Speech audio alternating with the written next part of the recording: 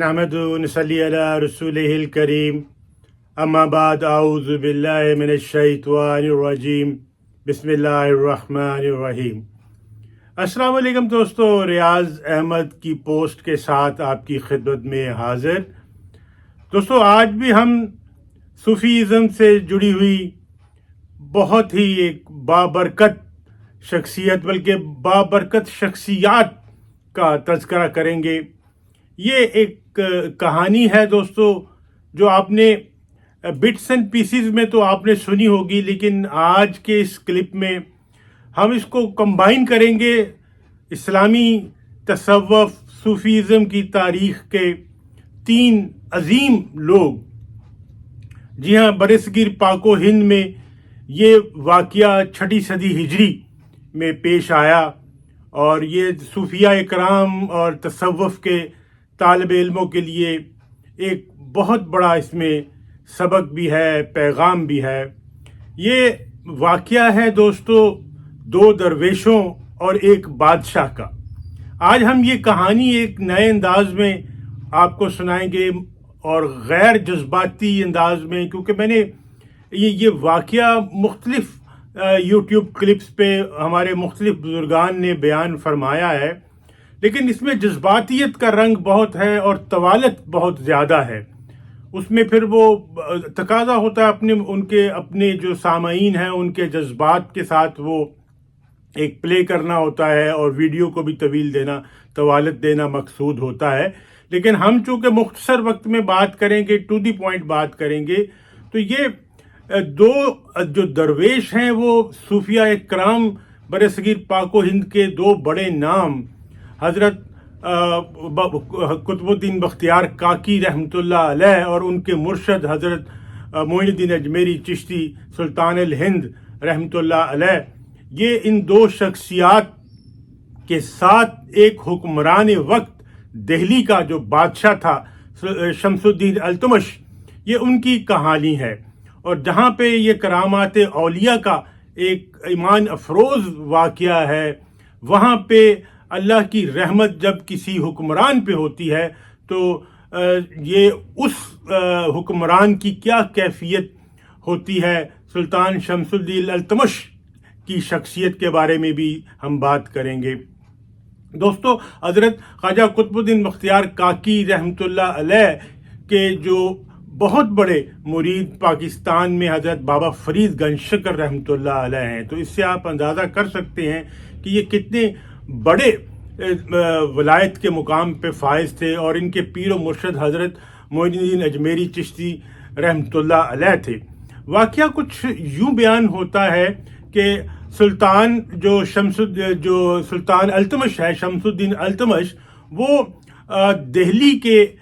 جو حکمران تھے وہ حضرت خواجہ بختیار کاکی رحمۃ اللہ علیہ کی تعلیمات سے متاثر ہوئے، اور انہوں نے توبہ کی اور تصوف کو اختیار کیا۔ تو ان کی جو روحانی سرپرستی سرکار قطب الدین بختیار کاکی رحمۃ اللہ علیہ نے فرمائی، اور وہ خود ایک بلند درجہ ولایت پہ پہنچے۔ اس کا ذکر ہم آگے کریں گے، لیکن اس واقعہ کا تعلق جو ہے وہ خواجہ قطب الدین بختیار کاکی رحمۃ اللہ علیہ سے ہے۔ جب وہاں کے لوکل ہندوؤں نے یہ دیکھا کہ حضرت خواجہ قطب الدین بختیار کاکی رحمۃ اللہ علیہ کا اثر و نفوذ شاہی دربار تک بھی پہنچ گیا ہے، اور جوک در جوک لوگ مسلمان ہو رہے ہیں، ہندو دھرم چھوڑ رہے ہیں، تو انہوں نے ایک انتہائی مکروہ سازش تیار کی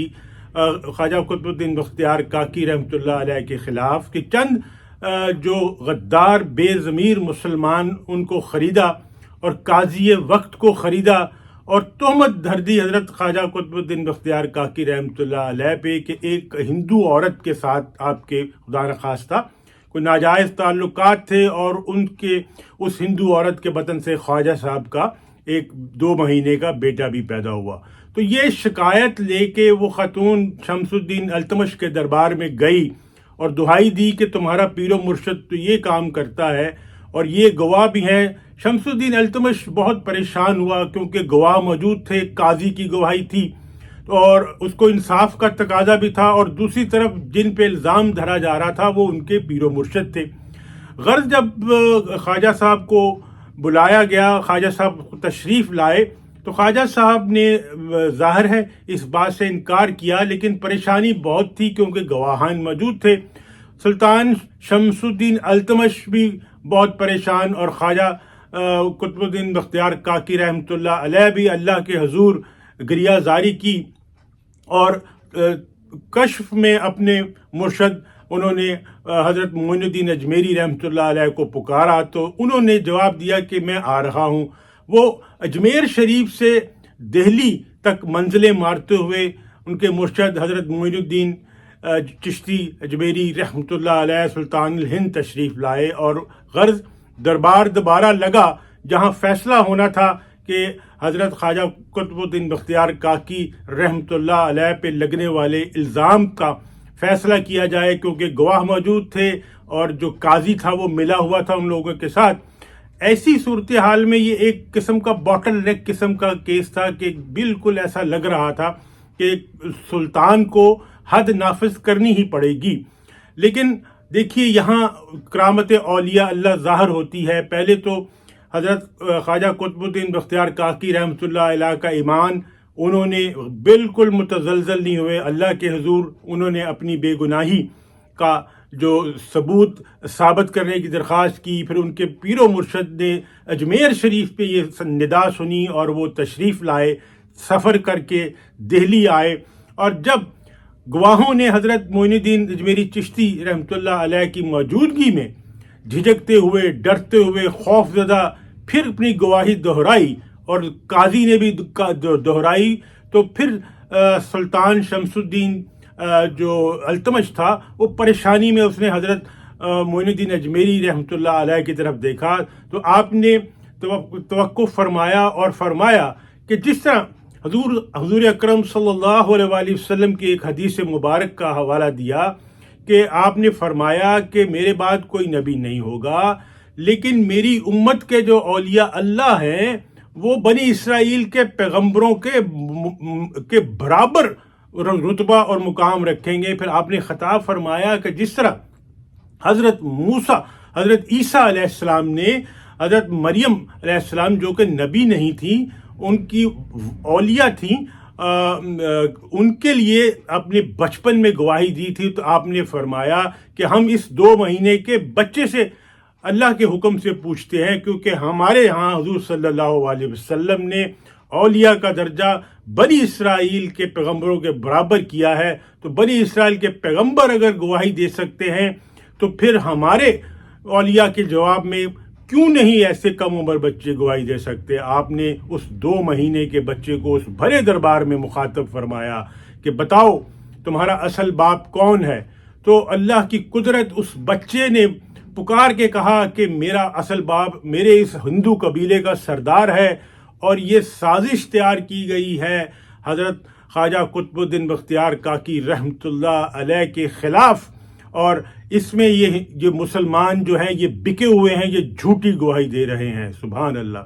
پورا دربار جو ہے نعرہ تکبیر اللہ اکبر کی جو صدا سے گونج اٹھا، اور سلطان شمس الدین التمش نے بھی سجدہ شکر ادا کیا، اور اللہ نے اس طرح اولیاء اکرام کی اس کرامت کے طفیل نہ صرف اولیاء اکرام کی عزت کو بحال رکھا بلکہ اسلام کا بول بالا بھی فرمایا، اور اس واقعہ کے بعد بے شمار جو ہندو تھے وہ دوبارہ وہ مسلمان ہوئے، اور جو مسلمان ہو چکے تھے ان کا ایمان مضبوط ہوا۔ یہ تو تھی 2 درویشوں کی کہانی۔ اب آپ سنیے سلطان کی کہانی جو طائب ہو چکا تھا اور وہ بھی مقام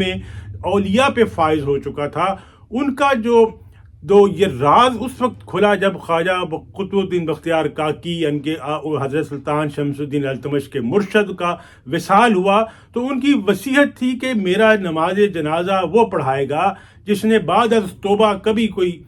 زناکاری نہیں کی، کوئی حرام کام نہیں کیا، اور خاص طور پہ 3-4 شرائط تھی، جس میں ایک تھی کہ جس کی تہجد کی نماز بعد از جو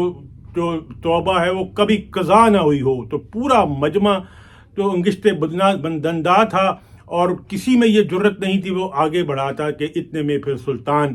شمس الدین التمش روتا ہوا آگے بڑھا اور کہا کہ حضرت میں نے پوری زندگی اپنے اس راز کی حفاظت کی اور آپ نے پردہ پوشی فرمائی، لیکن آپ نے بعد از وصال میرا یہ راز آشکار کر دیا، حالانکہ یہ اس کے لیے ایک بہت بڑا انعام تھا دوستوں کہ وہ سلطان ہوتے ہوئے وہ حضرت کی تعلیمات پہ، اسلام کی تعلیمات پہ اس قدر کاربند تھا کہ درجۂ ولایت پہ فائز ہو چکا تھا۔ تو یہ دو درویشوں اور ایک بادشاہ کی کہانی آج ہم نے آپ کو سنائی، امید ہے آپ کو پسند آئی ہوگی۔ صوفیاء کرام کا جو احترام ہے وہ ہمارے دلوں میں الحمدللہ موجود ہے، اور جو یہ کلپ سن رہے ہیں انشاءاللہ وہ مزید